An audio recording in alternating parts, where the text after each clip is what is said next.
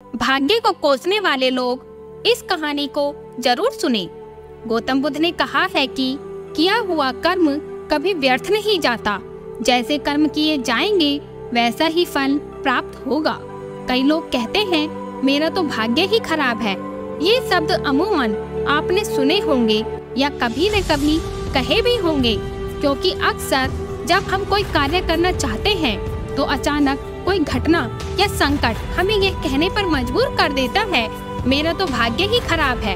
तब हम परिस्थितियों को कोसने और दुख मनाने में अपना सारा समय बर्बाद कर देते हैं और उस पल मिली अच्छी यादों या खुशियों के बारे में सोचना भी भूल जाते हैं।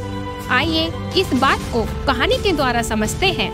वीडियो में आगे बढ़ने से पहले अगर आपने हमारे चैनल को अभी तक सब्सक्राइब नहीं किया है तो सब्सक्राइब करें, ताकि महात्मा बुद्ध की और प्रेरणादायक कहानियाँ हम आप तक पहुंचा सके।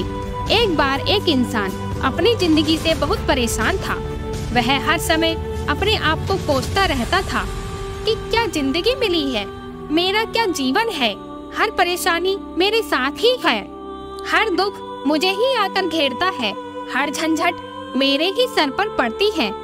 एक दिन इसी तरह अपने आप को बैठा हुआ कोस रहा था कि क्या नसीब है मेरा, क्या किस्मत है मेरी, क्या जिंदगी है मेरी, कि तभी अचानक एक बाज अपने शिकार को पंजों में दबाए हुए एक पेड़ पर आकर बैठ जाता है और वहीं पर अपने उस शिकार को खाने लग जाता है। यह परेशान आदमी जब उस बाज को देखता है तो कहने लगता है कि क्या जिंदगी है इसकी, क्या जीवन जी रहा है मजे का, ना इसे खाने की चिंता, ना पीने की, ना पहनने की और ना ही परिवार की चिंता करता है और मस्त खुली हवाओं में कभी इधर घूमता है कभी उधर घूमता है, सारे दिन आसमान में उड़ता रहता है। असल जिंदगी तो यही है, जीवन तो यही जी रहा है।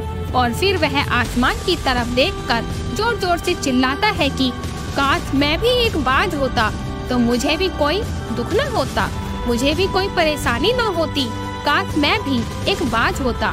जब वह 2 से 3 बार जोर जोर से चिल्लाता है कि काश मैं भी एक बाज होता तो मुझे भी कोई दुख न होता, मुझे भी कोई परेशानी न होती, तो अचानक आसमान में बिजली कड़कने लग जाती है और आसमान से आवाज आती है कि हे इंसान, क्या यह हमने सच सुना है कि तू हमारी दी हुई जिंदगी से परेशान है और तू एक बाज बनना चाहता है।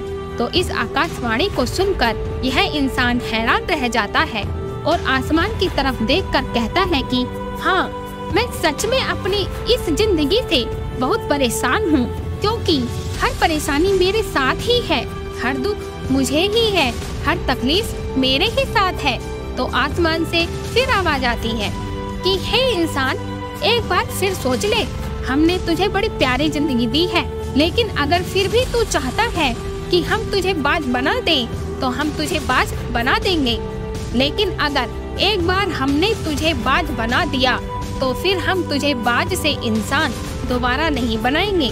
तो यह आदमी तुरंत जवाब देता है कि मैंने अच्छी तरह से सोच लिया है कि मुझे बाज ही बनना है और एक बार बाज बनने के बाद मैं दोबारा कभी नहीं कहूँगा कि मुझे इंसान बनना है। तभी ऊपर से आवाज आती है कि जैसी तुम्हारी इच्छा, और वह इंसान बाज बन जाता है।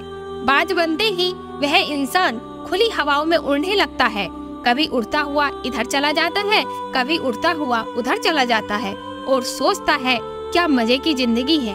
असल जिंदगी तो यही है, ना कोई चिंता, ना कोई परेशानी, ना कोई डर। वह सारा दिन ऊंचे आसमान में उड़ता रहता है, 2-3 मिनट पंख मारता है, उसके बाद पंख मारना बंद कर देता है और लंबे समय तक हवाओं में तैरता रहता है।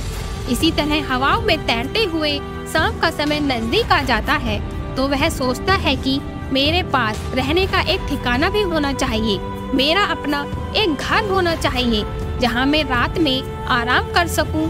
तो यह सोचकर वह छोटी छोटी लकड़ियाँ इकट्ठा करने लग जाता है और एक ऊंचे पेड़ पर अपना घोंसला बनाने लग जाता है।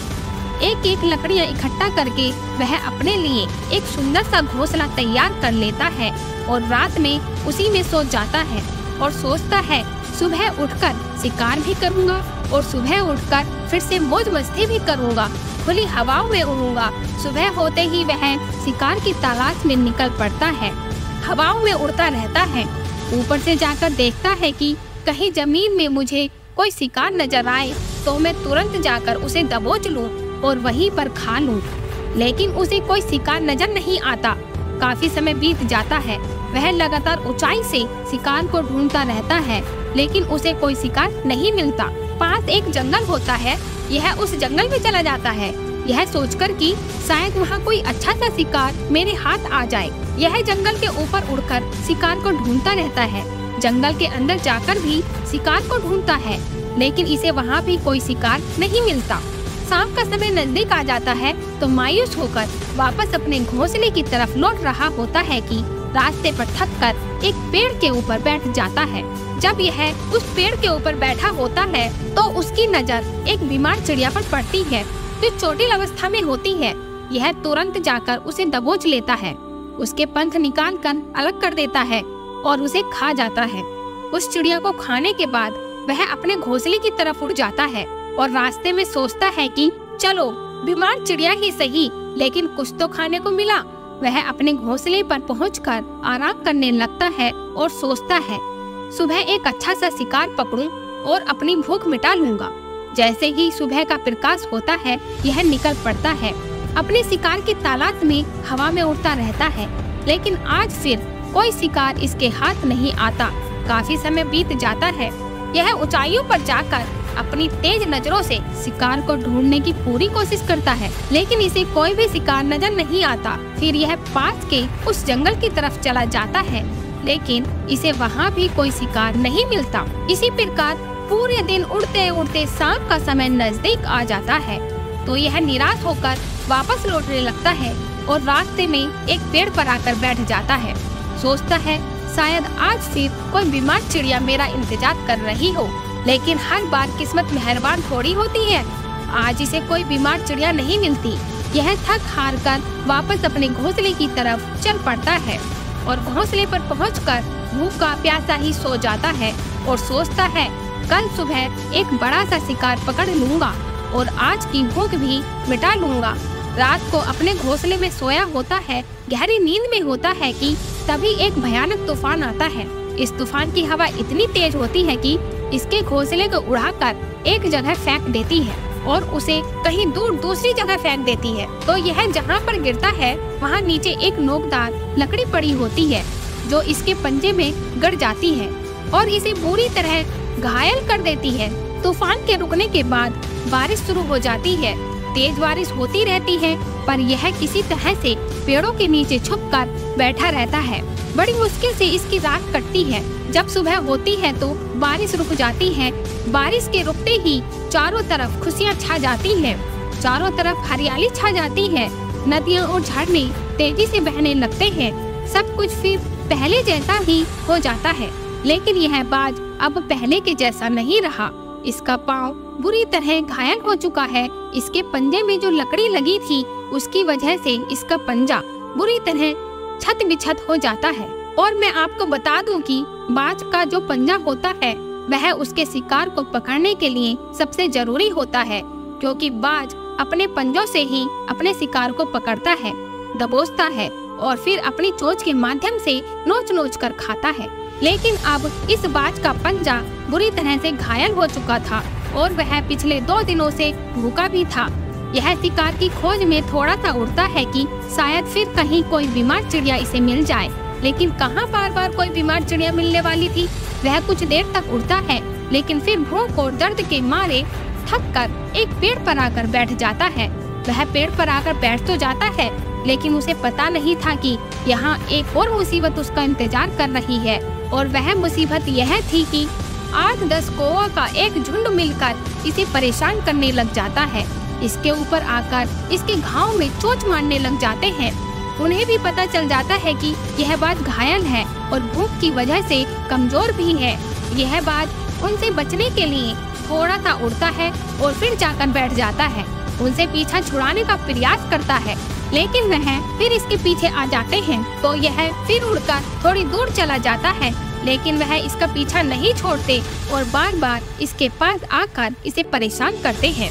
कौवे अक्सर बाज के साथ ऐसा करते हैं, लेकिन फिर बाज भी उनके साथ एक खेल खेलता है। जब कौवों का झुंड बाज को परेशान करता है और उनका पीछा नहीं छोड़ता, तो बाज हवा में सीधी उड़ान भरने लग जाता है। वह तेजी से सीधा ऊपर की ओर उड़ने लग जाता है। कौवे भी उसके पीछे उड़ते हैं, लेकिन कुछ देर तक उड़ने के बाद कौवे ऐसी ऊंचाई पर पहुंच जाते हैं जहां पर उन्हें ठीक से ऑक्सीजन मिलनी बंद हो जाती है।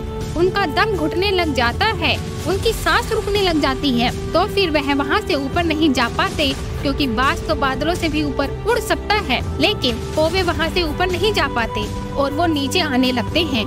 तो इस तरीके से बाज उनसे अपना पीछा छुड़ा लेता है। लेकिन ऐसा करने के लिए, इतनी ऊंची उड़ान भरने के लिए इस बाज के पास उतनी ताकत नहीं थी, क्योंकि वह भूखा भी था और घायल भी था। तो यह उड़ता और थोड़ी सी दूर जाकर बैठ जाता और कौवे फिर आकर इसे परेशान करने लग जाते। इसी तरह भूख और घायल हालत में एक दिन गुजर जाता है, दूसरा दिन गुजर जाता है, तीसरा दिन भी गुजर जाता है, लेकिन इस बाज की हालत में कोई सुधार नहीं हो रहा था। उसकी हालत बद से बदतर होती जा रही थी। चौथे दिन जब यह बिल्कुल खत्म होने पर आ जाता है, इसके अंदर बिल्कुल ताकत नहीं बचती और इसका शरीर इसका साथ छोड़ने लगता है। तो यह किसी तरीके से उड़कर पास ही इंसानों का एक हॉस्पिटल होता है, उसकी छत पर आकर बैठ जाता है और वहां से आने जाने वाले मरीजों को देखता है और अपने आप से कहता है कि काश आज मैं एक इंसान होता तो छोटे मोटे जख्मों का हॉस्पिटल से इलाज करवा लेता, या किसी को बता देता कि मैं भूखा हूँ, परेशान हूँ, मेरे साथ यह परेशानी है। लेकिन आज मैं एक ऐसा बेजुबान परिंदा हूँ जो किसी से कुछ नहीं कह सकता, किसी को अपना दुख नहीं बता सकता, किसी से कोई मदद नहीं मांग सकता। यही बात सोचकर वह उसी छत पे अपना दम तोड़ देता है। वह अपनी जान की कुर्बानी तो दे जाता है, लेकिन साथ ही साथ हमें यह सीख भी दे जाता है। और इस पर महात्मा बुद्ध ने कहा है कि आपको जैसा बनाया गया है, आप जैसे भी हो उसी में खुश रहो और उसी में बेहतर करने की कोशिश करते रहो, ना कि इस बात से परेशान रहो कि काश में ऐसा होता, काश में वैसा होता, काश में यह बन जाऊं। आपको जैसा भी बनाया गया है, आप उसी में अपना सर्वश्रेष्ठ करने का प्रयास करते रहो। दोस्तों, यह कहानी हमें जीवन का एक बहुत ही महत्वपूर्ण नियम सिखाकर जाती है कि हम जैसे भी हैं अच्छे हैं, बस हमें उसी में अपना सर्वश्रेष्ठ करने का प्रयास करते रहना चाहिए। मैं आशा करती हूँ कि आपको यह कहानी बहुत ही पसंद आई होगी। ऐसी ही महात्मा बुद्ध की नई नई कहानी सुनने के लिए हमारे चैनल को सब्सक्राइब करें और वीडियो को लाइक करें। और आपको यह महात्मा बुद्ध की कहानी कैसी लगी हमें कमेंट करके जरूर बताएं। धन्यवाद।